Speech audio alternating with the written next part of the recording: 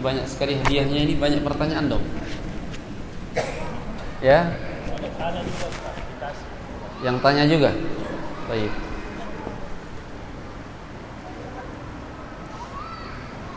Nanti yang tanya, semuanya tanya nanti, Ustadz asalnya dari mana? Dapat hadiah juga. Baik, bismillahirrahmanirrahim. Alhamdulillahirabbil alamin. Wassalatu wassalamu ala nabiyyina Muhammadin wa ala alihi wa ashabihi wa man tabi'ahum bi ihsanin ila yaumiddin, amma ba'd. Ayyuhal ihibba fillah, azzani Allah wa iyyakum. Kita lanjutkan pembahasan kita tentang pembahasan taubat yang merupakan kunci kesuksesan, keberuntungan, keberhasilan bagi seseorang. Dan di antara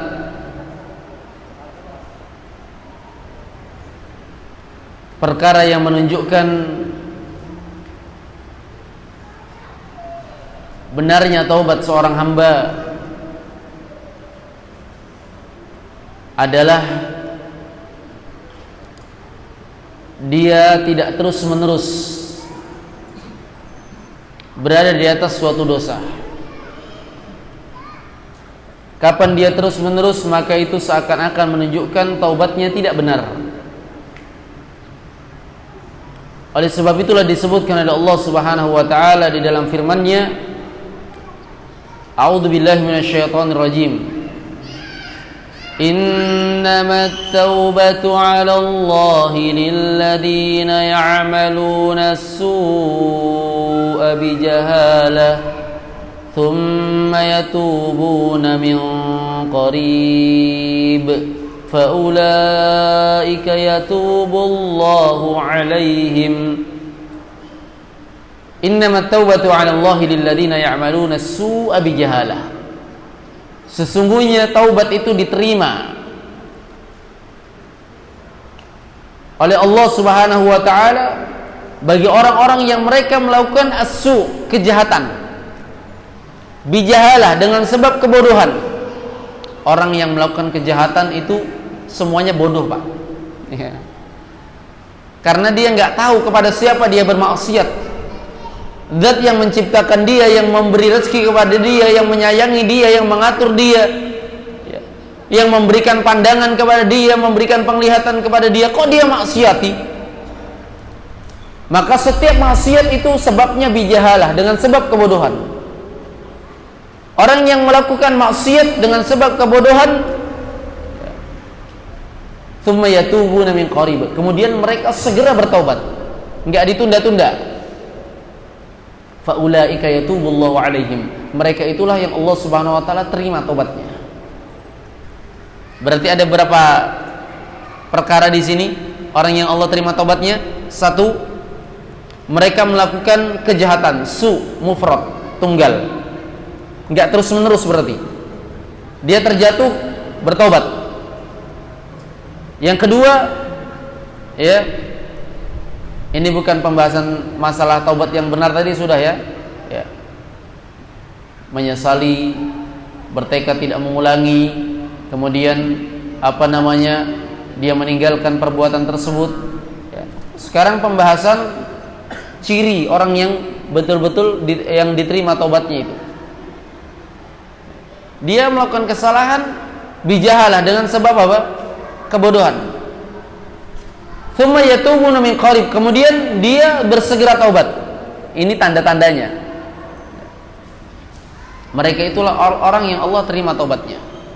Adapun orang-orang yang terus-menerus dalam dosa, ya, walaupun orang yang terus-menerus dalam dosa, kalau dia bertobat, terima taubatnya.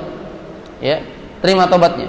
Selama dia taubat dengan benar, hanya saja dia khawatirkan kalau dia mengulang lagi, dia mengakhiri hidupnya dengan apa?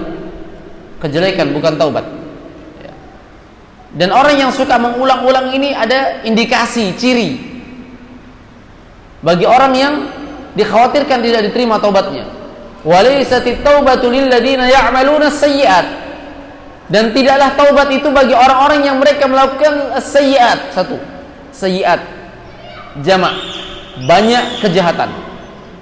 Ini dilakukan, ini dilakukan, ini dilakukan. Enggak taubat-taubat.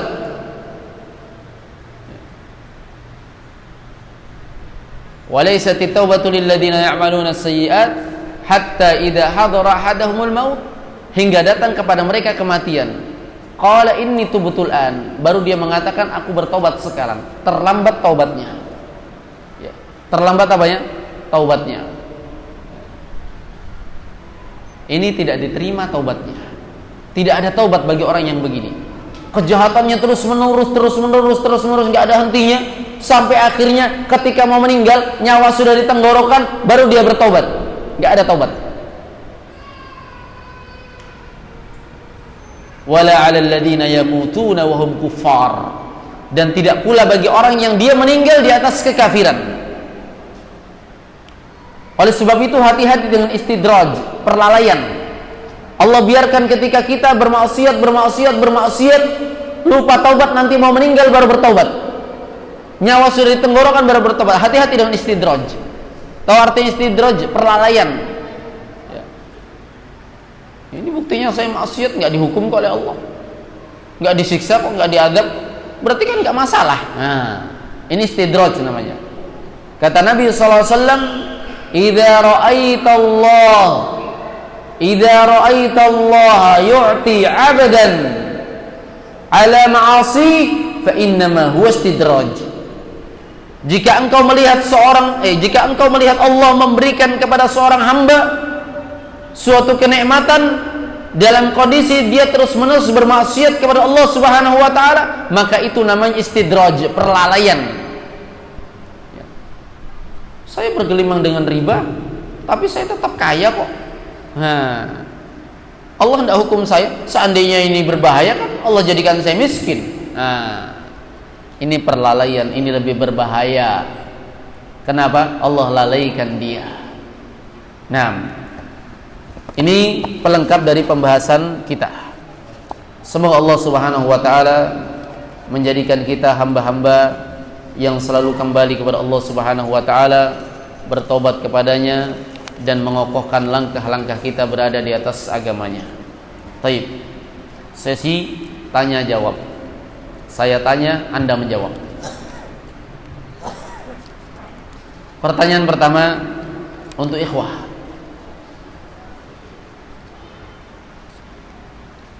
Sebutkan buah atau hasil dari istighfar atau bertaubat kepada Allah. Angkat tangan.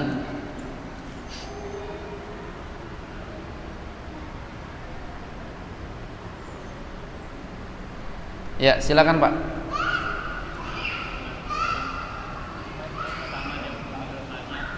Ya, diampuni dosanya. Yang kedua, akan turun hujan, berarti turun keberkahan, diberi keturunan. Ya, ya, sudah itu aja. Apa itu? Diperbanyak hartanya. Sudah, ada lagi? Sudah cukup insyaallah. Ya, cukup insyaallah. Baik, barakallahu fiik. Silakan, Pak. Pak, Bapak madhabnya apa? Syafi'i, Hanbali, Hanafi? Seperti saya apa? Saya berikan hadiah buku fikih praktis madhab Syafi'i.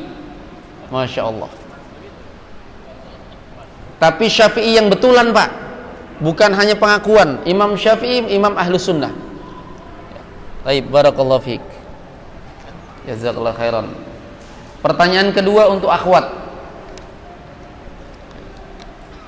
6. Pertanyaan kedua, perhatikan akhwat.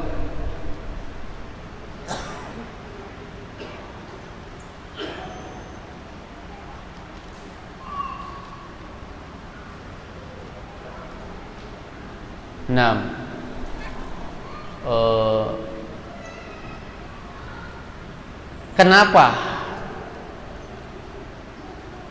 kok seorang yang ahlul ma'rifah, yang betul-betul mengenal hakikat istighfar, kok dia beristighfar setelah melakukan ketaatan, bukan hanya setelah melakukan dosa? Jelaskan kenapa. Silakan. Ada mic ya? Ya.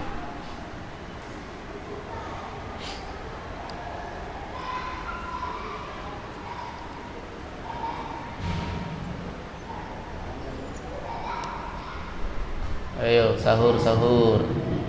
Bismillah. Baik. Kenapa orang yang makrifah dalam memahami istighfar, dia beristighfar setelah berbuat kebaikan? Karena kita manusia tidaklah luput dari kesalahan. Jadi walaupun kita dalam melakukan kebaikan, pasti ada kekurangan kita dalam melakukan hal tersebut. Contohnya setelah sholat kita tetap beristighfar, karena di dalam sholat kita belum tentu sholat kita sempurna, dan belum tentu dalam sholat itu tidak ada kesalahan yang kita lakukan. Masya Jawab Allah. saya Ustaz, barakallahu fiik. Tayyib, Masya Allah, ahsanti, barakallahu fiik. Ya, jadi dalam sholat pasti aja ada taksir, kekurangan. Ya. Apakah terburu-buru? Apakah kadang keikhlasan kita kadang masih melenceng, kemudian kita perbaiki? Ya macam-macam lah. Tayyib, tafadhol. Mana ini penyampainya? Ya, ambil dulu. Pertanyaan ketiga untuk ikhwah.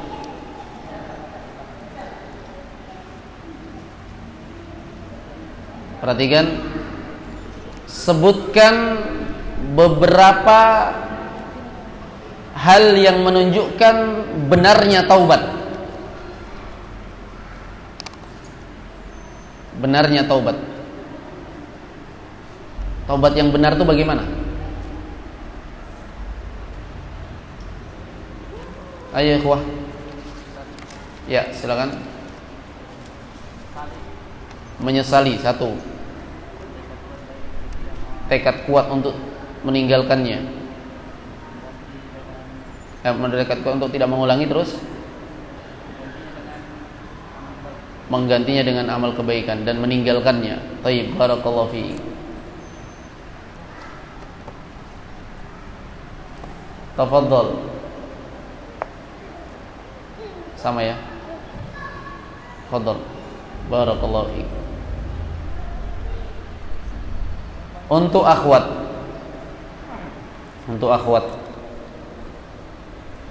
Nah,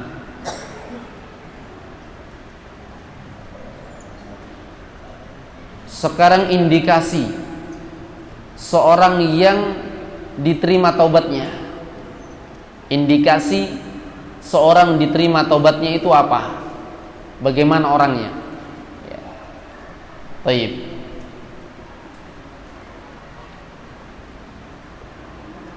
Ini pembahasan habis Isya ini baru-baru.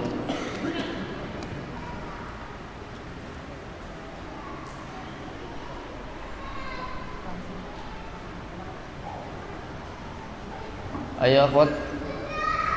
Indikasi dari seseorang itu, yang pertama yaitu menyesali atas dosa yang telah dia lakukan. Yang kedua yaitu bertekad untuk tidak mengulanginya lagi. Dan yang ketiga itu menghindari perbuatan dosanya tersebut.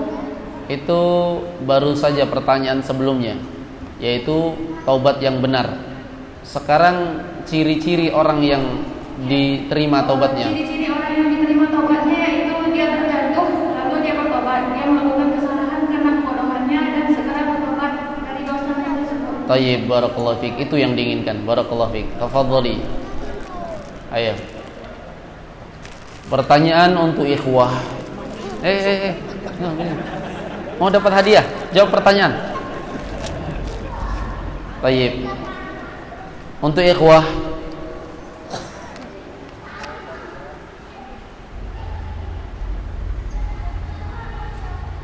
sebutkan dari penjelasan kita tadi sisi keburukan al-jahl, kebodohan. Kan kita cerita tentang orang yang membunuh ya. Apa sisi kejelekan orang yang bodoh itu? Silakan.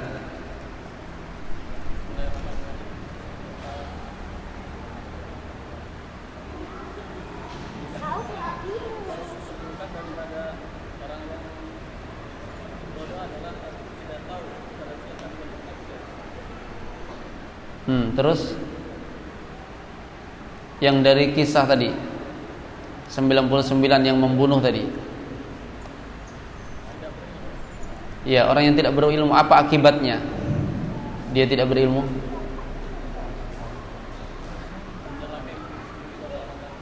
Tayyib, mencelakakan dirinya sendiri dan bisa membinasakan orang lain juga. Ini yang kita inginkan. Dirinya terbunuh gara-gara dia sendiri. Orang lain tersesat gara-gara dia. Ya. Tayyib, jazakallahu khairan. Tafadhal. Ada yang tebal, ada yang tipis ini. Yang tebal saja. Tayyib, tafadhal. Pertanyaan ketiga untuk akhwat.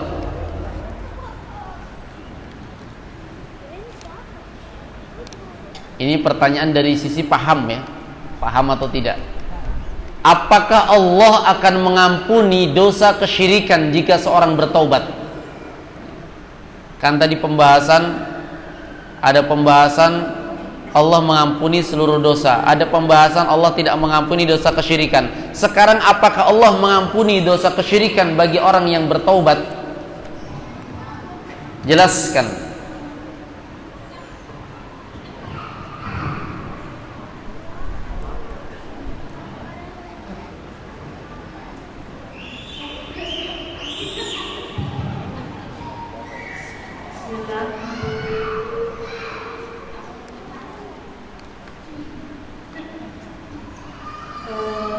Dosa kesyirikan akan diampuni oleh Allah selagi orang itu benar-benar menyesali dan tidak akan mengulangi perbuatan itu, dan Allah akan menerima taubat selagi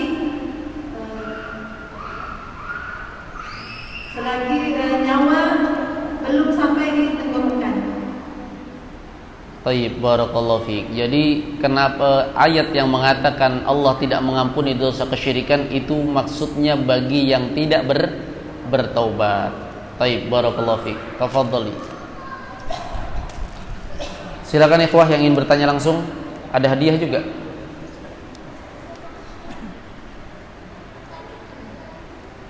Atau enggak ada ya? Nanti untuk panitia aja ini.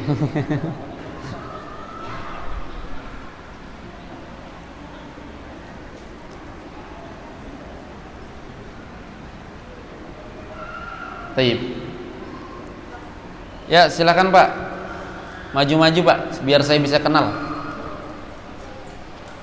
Biar saya bisa kenal Pak.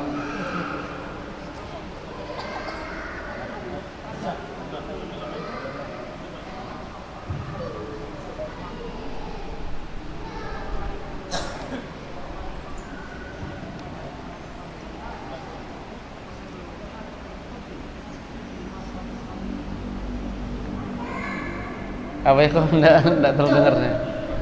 Pakai mic mungkin bagus.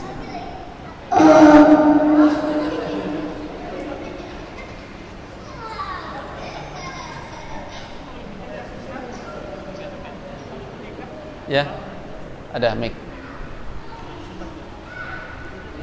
Itu nak kasih ya. Itu Bapak. Assalamualaikum Ustaz. Saya mau bertanya mengenai letak Al-Fatihah untuk seorang makmum. Apakah dia membaca Al-Fatihah setelah imam selesai membaca Al-Fatihah, atau mengikuti imam, atau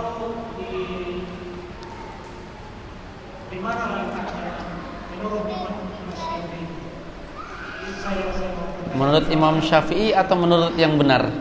Menurut yang benar. Ya. Mas Syafi'i itu kalau boleh bukan cuma Imam Syafi'i, tapi dia Mas Syafi'i.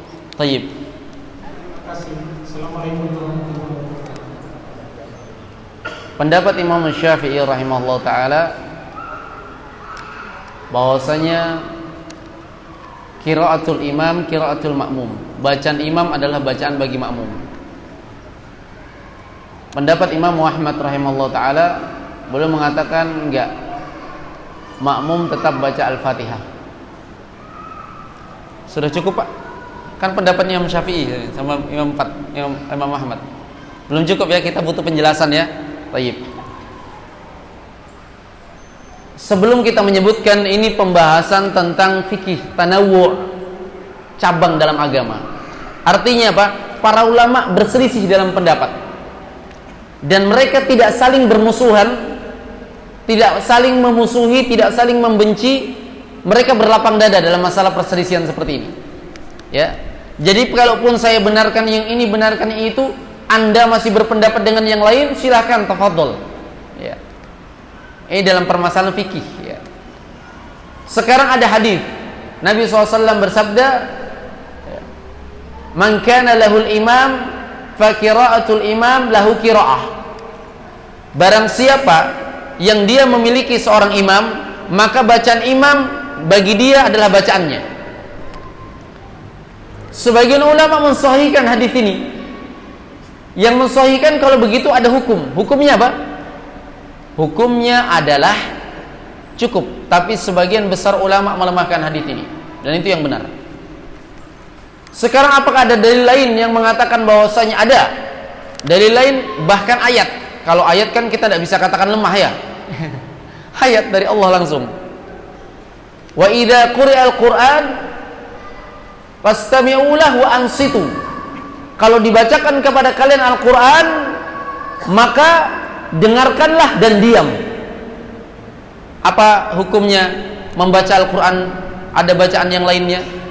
Tidak boleh. Fastami'ulah, dengarkan saja. Wa ansitu, dan kalian diam. Ini dalil pendapat pertama yang mengatakan nggak perlu makmum baca Al-Fatihah karena dia disuruh diam. Ya, ini dalilnya sahih, bahkan di atas sahih kalau ada kan Al-Quran, kebenaran. Ya. Cuma kita bahas kemarin, tidak semua yang benar, tidak semua dalil benar itu diarahkan kepada pendalilan yang benar. Ya. Pendapat yang benar adalah bahwasanya makmum tetap wajib membaca Al-Fatihah dengan beberapa alasan. Alasan yang pertama, Rasulullah SAW bersabda di dalam hadis Ubadah bin Samit radhiyallahu ta'ala anhu, la salata liman lam yaqra' bi Fatihatil Kitab. Tidak ada salat bagi orang yang tidak membaca Al-Fatihah. Satu. Yang kedua, hadis. Kan sekarang kita ini dipertemukan dengan dua ayat yang mengatakan dengarkan, diam, kalian tidak boleh bicara, ya. Tidak boleh membaca yang lain, dengan hadis kewajiban membaca. Sekarang ada dua kemungkinan. Yang mana yang dibawa ke sini? Ini dibawa ke sini atau ini dibawa ke sini? Paham maknanya? Maksudnya apakah difahami bahwasanya ayat ini mengkhususkan hadis? Maksudnya hadis ini tidak ada sholat bagi orang yang tidak membaca Al-Fatihah. Maksudnya dikhususkan oleh ayat, ya, yaitu dikhususkan kecuali kalau ada yang membaca. Sekarang ada yang membaca kan? Nah. Atau ayat yang dikhususkan dengan hadis, yaitu kecuali bacaan Al-Fatihah. Untuk mengetahui yang mana dikhususkan kita tidak bisa tahu kecuali ada dalil lain yang menunjukkan yang mana yang mengkhususkan. Dalam sebuah hadis disebutkan, suatu hari Rasulullah SAW mengimami para sahabat. Ketika Nabi SAW membaca surah, Nabi terganggu. Kenapa terganggu? Sahabat di belakang juga sebagian membaca. Maka Nabi terganggu. Setelah sholat Nabi ingatkan, la'allakum taqra'una khalfa imamikum. Sepertinya ada di antara kalian yang membaca ayat di belakang imam-imam kalian. Maka Nabi SAW mengatakan, perhatikan, la taf'alu, jangan kalian lakukan illa bi Fatihatil Kitab, kecuali dengan surah Al-Fatihah. Berarti yang mana yang dikhususkan? Dikhususkan Al-Fatihah. Surah yang lainnya nggak boleh kita membaca, kecuali Al-Fatihah boleh. Dipahami? Ini dalil yang menguatkan pendapat yang kita sebutkan tadi. Dia tetap membacanya. Berarti hadiahnya untuk saya yang jawab. Silakan Pak. Barakallahu fiik. Al-Arba'in An-Nawawi. Madhabnya apa Pak? Syafi'i. Imam Nawawi murid seniornya Imam Syafi'i. Baik, barakallahu fiik. Assalamualaikum. Apa hukumnya seorang sudah bertobat dan hijrah tapi masih suka melakukan kemaksiatan seperti merokok dengan alasan tak bisa berhenti padahal dia ingin berhenti? Ini namanya tobat-tobat. Ini namanya tidak benar bertobat. Karena benarnya taubat tadi bagaimana? Dia bertekad untuk tidak mengulangi. Ya. Lebih bagus orang yang merokok pakai alasan tidak ada dalil yang melarang rokok. Ini sudah tahu dia dalilnya dilarang merokok, tapi alasannya cuma nggak bisa berhenti. Lebih parah mana? Orang yang merokok di sana, Pak, mereka tetap merokok karena nggak tahu mana dalilnya. Belum sampai ke dia. Tapi orang ini tahu dia dalilnya, sudah tahu dilarang, dia masih melakukan, ya, dengan alasan nggak bisa berhenti. Ini kita sampaikan hadis Nabi SAW. Kalau dia sudah tahu larangannya, suatu hari ada seorang makan dengan tangan kirinya, maka Nabi SAW mengatakan kul biyaminik, makan dengan tangan kanan. Berarti dia sudah tahu dalilnya, ya kan? Maka dia mengatakan la astati, saya nggak mampu. Sama ini alasannya. Maka Nabi SAW mengatakan mastatokta, kamu tidak akan pernah mampu. Akhirnya dia tidak bisa mengangkat tangannya. Hati-hati menyelisih gara-gara dengan alasan tidak mau berhenti, tidak bisa berhenti. Ingat ketika Nabi SAW bersabda, "Manahitukum anhu fajtanibu." Apa yang aku larang kalian darinya, jauhi, tinggalkan. "Wa ma amartukum bi fa'tu minhu mastata'tum." Apa yang aku perintahkan kalian dengannya, lakukan sesuai dengan kemampuan kalian. Para ulama mengatakan ketika Nabi menyebutkan tentang perintah, Nabi kaitkan dengan kemampuan. Ketika Nabi menyebutkan tentang larangan, Nabi tidak sebutkan kemampuan. Kenapa? Semua orang bisa tinggalkan. Masa tinggal gak merokok aja gak bisa, kayak gak makan aja, ya. Asap aja kok yang dimakan gak bisa ninggalkan, ya, ya kan? Sedangkan istri aja bisa kamu tinggalkan 1 pekan cari uang. Ustadz, tolong jelaskan perbedaan tugas Nabi dan Rasul. Nabi, sebagian ulama menyebutkan beberapa perbedaan. Perbedaan yang paling ngetren atau masyhur, paling terkenal dari SD kita sudah diajar apa? Kalau Nabi itu untuk dirinya sendiri, kalau Rasul berarti untuk umatnya. Betul enggak ini? Ini dikritik oleh para ulama. Dari sisi mana dikritik? Nabi Adam Nabi atau Rasul? Nabi. Disuruh menyampaikan kebenaran kepada anaknya. Dan ada ayat yang mengatakan, yang menyebutkan dalam firman Allah Subhanahu wa taala disebutkan,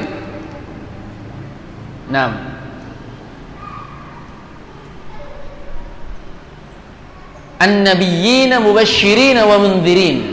Ya. Nabi-nabi yang kami utus tugasnya mubashshirina wa mundhirin. Ya. Sebagai pemberi kabar gembira dan pemberi peringatan. Kalau dia memberi kabar gembira, berarti menyampaikannya kepada siapa? Kepada umat. Memberikan peringatan, berarti siapa yang diberikan peringatan? Kepada umat. Makanya kita katakan, para ulama banyak menyebutkan tentang perbedaan Nabi dan Rasul, tapi semuanya ada sisi kritikan-kritikan, ya.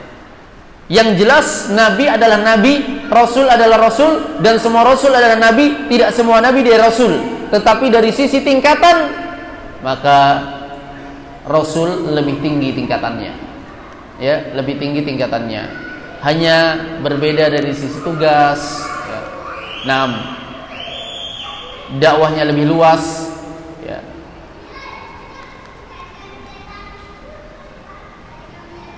Definisi paling dekat perbedaan Nabi dan Rasul adalah kalau Nabi itu diutus dengan meneruskan syariat Rasul, sedangkan Rasul itu membawa syariat tersendiri, ya kan? Nabi Musa syariat tersendiri, Nabi Ibrahim syariat tersendiri, Nabi Ismail syariat tersendiri, ada syariat tersendiri. Kalau Nabi mengikut dengan syariatnya Rasul yang ada pada masa itu, zaman itu.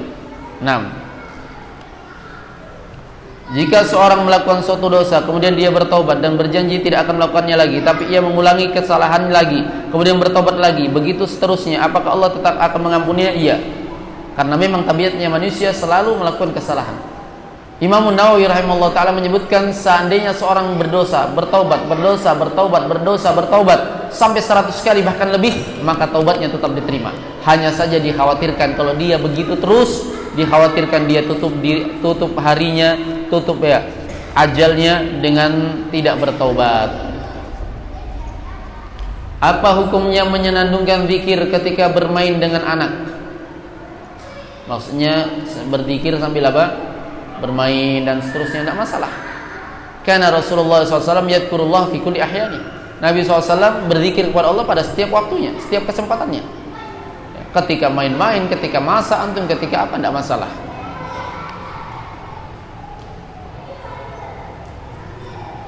Dulu saya ketika di organisasi yang menetapkan denda jika anggota telat berupa uang, setelah tamat uang diberikan ke instansi untuk dibelikan buku di perpustakaan, bagaimana hukumnya? Jika salah, apa yang harus saya lakukan? Apakah buku itu saja cukup atau harus sedekah atas nama semua anggota?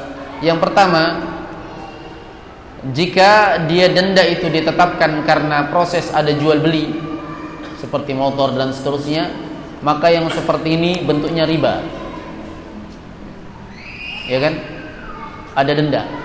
Sekarang dia meminjam motor, berarti kredit motor. Kalau telat bayar, denda.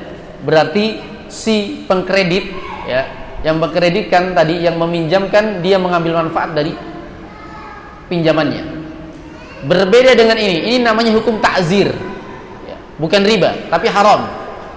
Ta'zir itu hanya dilakukan, ta'zir hukuman berupa uang, pengambilan, perampasan atau pengambilan uang dari orang sebagai bentuk hukuman, itu hanya boleh dilakukan oleh pemerintah. Misalnya dia melakukan pelanggaran, menabrak orang dan seterusnya, diserahkan ke pemerintah. Pemerintah menetapkan, ini hukumannya kamu denda sekian juta, tidak masalah. Tapi kalau ditetapkan perorangan tidak boleh. Ditetapkan perorangan tidak boleh. Bahkan juga termasuk perusahaan tidak boleh menetapkan ini. Karena hukuman dalam bentuk uang. Kenapa? Apa dalilnya?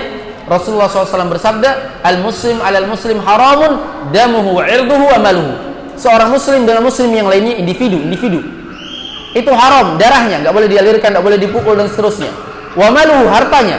Kalau dia ngambil harta gara-gara dia melakukan kesalahan, misalnya saya punya pesantren, ada anak santri yang tidak hafal, bayar, siapa yang tidak hafal ayat, denda 2.000 atau 5.000. Sepertinya ringan, sepele, tapi haram, karena kita mengambil harta seorang muslim tidak halal. Jangan main denda-dendaan seperti ini, nggak boleh. Nah, walaupun bukan riba namanya, haram. Tidak semuanya disebut riba, Taib. Maka yang seperti ini tidak boleh.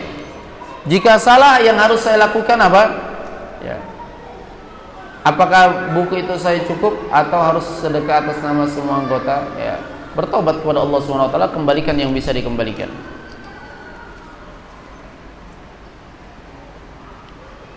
Apa hukumnya ada kuburan di depan masjid? Kuburan di depan masjid ini yang dipermasalahkan adalah sholat di dalamnya. Kalau masjidnya kelihatan, maka tidak sah sholat di dalam masjid tersebut. Pas di depannya kelihatan, nggak ada tembok yang menghalangi, tidak sah sholatnya. Kalau dia tidak kelihatan, para ulama merendahkan hukumnya menjadi haram. Nah, maka diberikan pagar pembatas agar terpisah antara masjid dengan kuburan tersebut. Nah, kalau di dalam masjid harus dibongkar salah satunya. Kalau kuburannya duluan, maka masjidnya yang dibongkar. Kalau masjidnya duluan, maka kuburan yang dibongkar. Ustaz, tolong sebutkan makna-makna Asmaul Husna.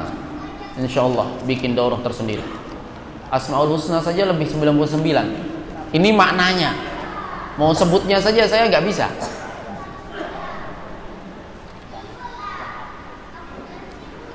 Ustadz, saya mempunyai keluarga yang apabila mendatangi tempat-tempat umum atau rumah seringkali merasa aura-aura tidak baik.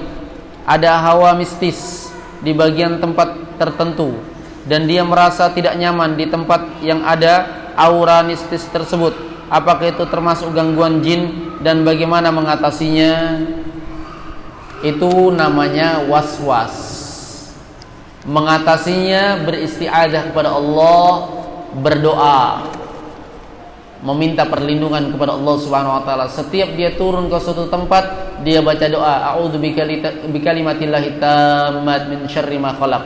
Kata Nabi, siapa yang turun man nazala manzilan, siapa yang turun ke suatu tempat dimanapun, faqala a'udzu bikalimatillahi tammat min syarri ma khalaq, kemudian dia baca doa ini, aku berlindung dengan kalimat-kalimat Allah dari kejelekan seluruh makhluknya, maka tidak akan membahayakan dirinya sesuatu apapun, hatta yartahila min manzilihi syai'a, sampai dia pergi meninggalkan tempat tersebut, enggak ada yang berbahaya. Suami saya berniat poligami saat ta'aruf dulu dan saya setuju. Mengingat syarat dan hikmahnya yang besar, apa yang harus kami lakukan? Loh, kan sudah tahu hikmahnya besar. Kok tanya saya apa yang harus dilakukan? Tanya suaminya, mau maju enggak? Bagaimana kriteria memilih madu yang sesuai syariat? Pilih yang asli. Ya.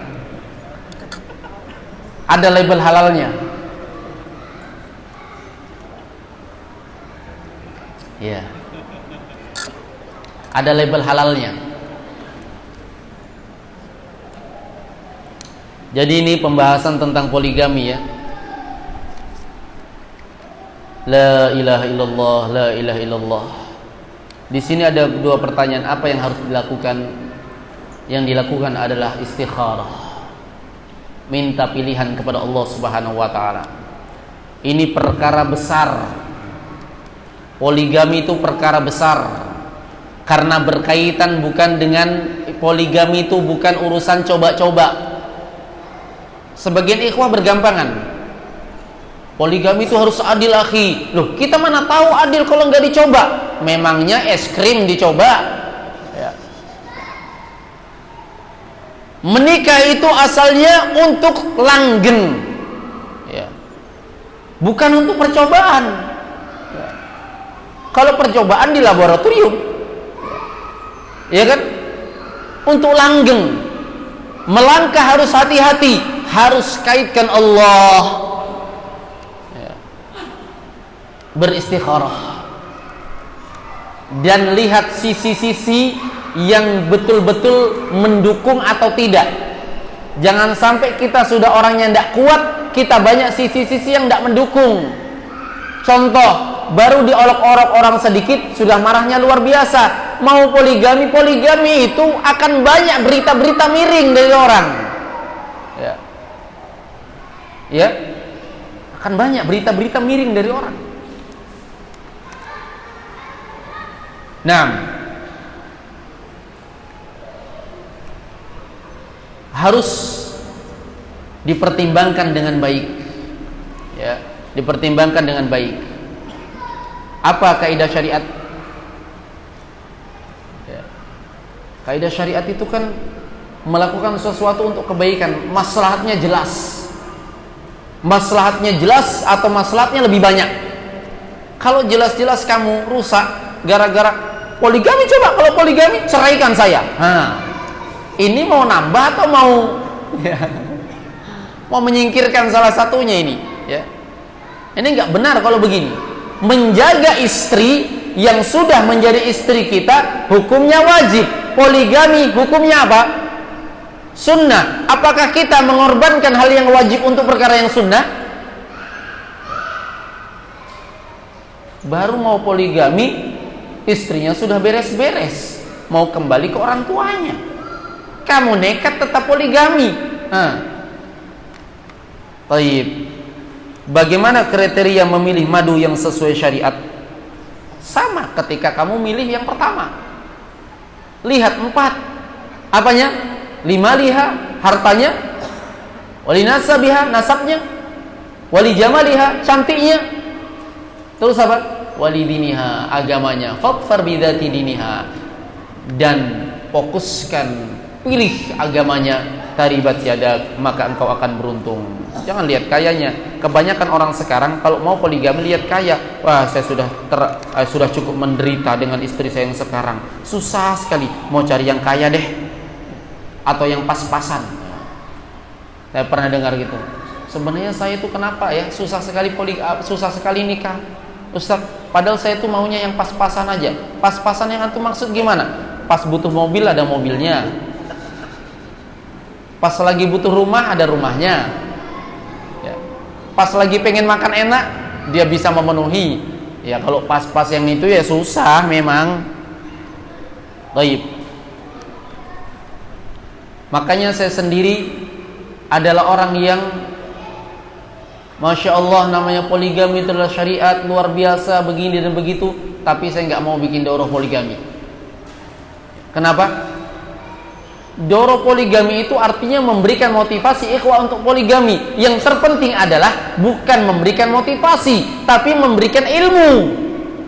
Kalau sekedar poligami motivasi, insya Allah saya bisa memberikan semangat ikhwah. Tapi kalau geger semua ikhwah sini mau nikah, gimana? Ada yang nggak tahu ilmunya, ya, nggak tahu bagaimana caranya, ya, bagaimana bersikap kepada dua istri, bagaimana cara berbuat adil, nggak tahu, semangat saja, geger semua. Siapa yang dapat dosa? Saya. Makanya antum yang mau aja, nggak usah suruh saya semangati. Saya biarlah memberikan semangat diri saya sendiri. Ada yang pernah menyampaikan kepada saya, "Taib, apakah syarat diterimanya ibadah? Apa syarat diterimanya ibadah?" Ikhlas dan ittiba, mengikut sunnah. Sebelum kita lewat, saya mau tanya, apa syaratnya poligami? Jangan sampai antum tidak tahu syarat. Apa syaratnya poligami, ikhwah? Saya kasih buku ini yang bisa jawab. Ya, silakan Pak. Mampu berbuat adil, salah. Ayo, ada yang bisa jawab? Ayo Pak. Apa? Dapat restu dari sang istri, salah. Nabi menikah dengan Sophia, istrinya nggak tahu. Sah nikahnya Nabi. Apa artinya syarat? Kalau tidak terpenuhi tidak sah. Adil itu kewajiban, bukan syarat. Kalau ada orang menikah, dia poligami dan dia tidak adil, sah tidak nikahnya? Tetap sah, cuma dia berdosa. Berarti bukan syarat dong. Seperti wudhu kan syaratnya sholat. Kalau orang tidak wudhu, sah tidak? Sholatnya? Tidak. Itu namanya syarat. Apa syaratnya poligami? Syaratnya poligami apa? Ada calonnya.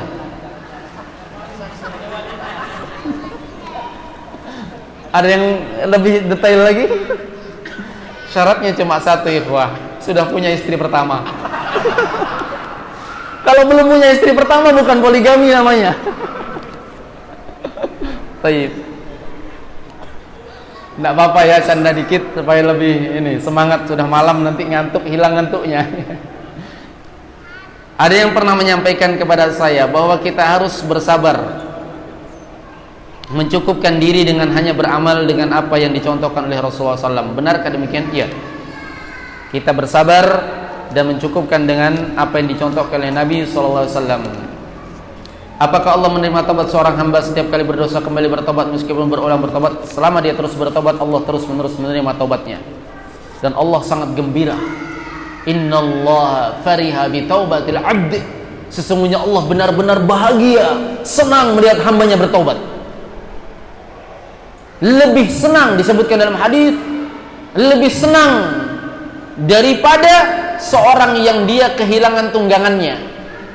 Jadi ada orang, dikisahkan bahwasanya ada seorang, dia bersafar, dia bawa tunggangan, yang di tunggangan itu ada hartanya, ada makanannya, ada perbekalannya, singgah di tengah padang pasir yang sangat luas di bawah teduhan pohon. nggak ada air, nggak ada apa. Cuma yang dia harapkan hanya apa yang ada di tunggangannya. Dia pun kecapean dan beristirahat.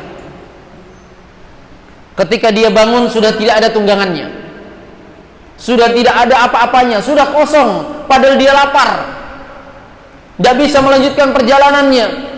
Betul-betul dia sudah kehilangan, ke kanan ke kiri dicari, tidak ada tunggangannya. Sampai dia hanya bisa pasrah. Dia sudah kelaparan, dia hanya bisa membaringkan dirinya di bawah pohon tadi, hingga dia betul-betul memasrahkan dirinya menunggu kematian. Tiba-tiba ketika dia membuka matanya, tunggangan dan seluruh isinya sudah berada di sampingnya. Betul-betul bahagia dia, luar biasa, ya kan? Bahagia enggak? Bahagia luar biasa. Saking bahagianya, kata Nabi, dia mengucapkan kalimat, ya Allah, ya Allah, betul-betul kalau begitu engkau adalah hambaku dan aku adalah Tuhanmu. Saking bahagianya, salah ucap. Orang kan kalau saking bahagia salah ucap kan? Ya. Tapi ini bukan kekafiran ya, karena dia salah ucap. Apa yang ada dalam hatinya? Betul-betul kalau begitu ya Allah, engkau adalah Tuhanku dan aku adalah hambaku. Tapi salah ucap dia, aku adalah Tuhanmu, engkau adalah hambaku. Saking gembiranya, Nabi menyebutkan Allah lebih gembira daripada yang seperti ini. Iya. Wanita yang pernah meninggalkan sholat, pernah tidak berpuasa di bulan Ramadan, pernah berzina, tapi dia berusaha bertobat dengan taubat nasuha dan berniat menjadi istri yang salihah. Apabila dia ditakdirkan menikah, masihkah bisa mendapatkan keutamaan dalam hadis tentang masuk surga dari pintu mana saja yang diinginkan? Masih. Kalau dia bertobat dan sholat dan puasa setelah itu, yang lalu semuanya terhapus. Karena taubat menghapuskan seluruh dosa yang telah lalu.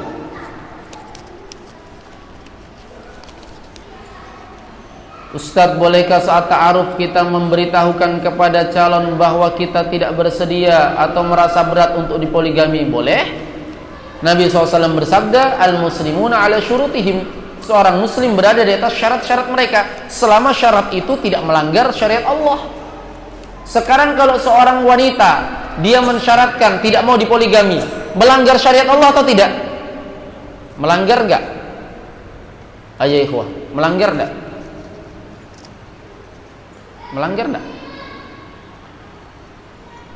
Hah?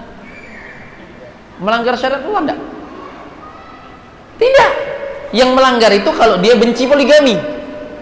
Kalau dia tidak mau dipoligami, itu hak dia. Hak dia, syarat. Ya.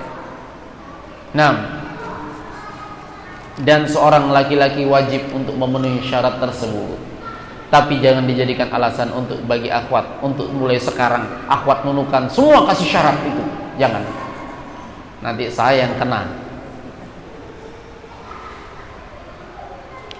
Afwan Ustadz, beberapa hari yang lalu saya memiliki pertikaian masalah dengan rekan kerja saya, dan sampai saat ini saya tidak bisa menerima permintaan maaf beliau karena fitnah yang sudah beliau lakukan ke saya. Karena saya tahu bahwa perbuatan saya ini salah, jadi saya berupaya untuk terus beristighfar agar rasa sakit ini hilang. Begitu saya berniat memaafkan, tiba-tiba saya mendapatkan musibah. Apakah musibah itu termasuk pengampunan dosa-dosa saya atau bagaimana? Musibah adalah pengampunan untuk dosa, tapi belum tentu dosa ini. Belum tentu. Siapa yang bisa mentakyin ini untuk dosa yang ini, untuk dosa yang ini? Tidak. Dosa yang berkaitan dengan hamba itu tetap diselesaikan dengan hamba. Ya.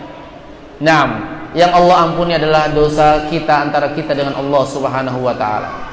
Baik, saya kira cukup ya ikhwah, ini dikembalikan kepada panitia. Mudah-mudahan bermanfaat. Subhanallahi bihamdik. Atau sebelumnya kami mengucapkan terima kasih yang sebesar-besarnya. Masya Allah, kami sudah 2 kali kenunukan dan ditempatkan di masjid yang sama ini. Masya Allah, ini keutamaan dari Allah Subhanahu Wa Taala. Tentunya kami berterima kasih dan bersyukur. Ya, sebagaimana Nabi SAW bersabda, la yashkurullah man la yashkurun nas. Enggak dianggap bersyukur kepada Allah orang yang tidak pandai bersyukur kepada manusia.